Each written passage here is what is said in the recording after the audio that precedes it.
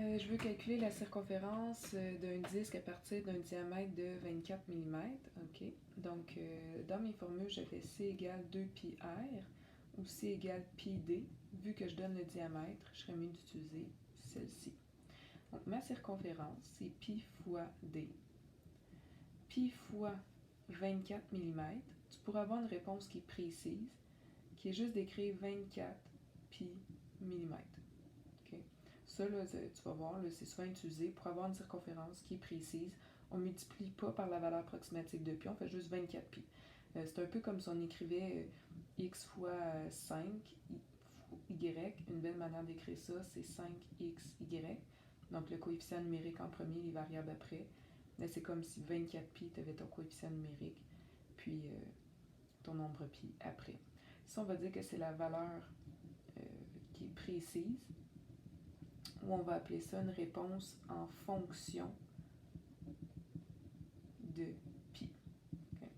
Si tu veux une approximation, à la place de cette réponse-là, tu veux une réponse approximative, mais tu vas faire pi fois 24, pi fois 24, et là, ça va donner plutôt environ 75,39, bon, je monte à 4,0 mm. Cette réponse-là, on va dire que c'est celle qui est approximative. Quand c'est le cas, n'oublie pas de mettre tes deux petits symboles ton symbole de approximativement égal. Dans le prochain problème, on donne un rayon de 8 cm. Le rayon étant de 8, soit tu peux déduire que le diamètre est de 16 et utiliser cette formule-là, ou vas-y plutôt avec la formule C égale 2πr. Donc, circonférence égale 2 fois pi fois r, 2 fois pi fois le rayon de 8.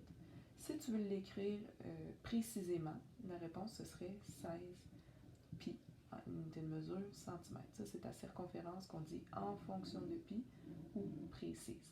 Si tu veux une approximation à la place, bon, ben là, tu prends ta calculatrice, tu peux faire 2 pi fois 8, ou encore 2 fois pi fois 8, mais enfin, ça va te donner environ 50,27 cm.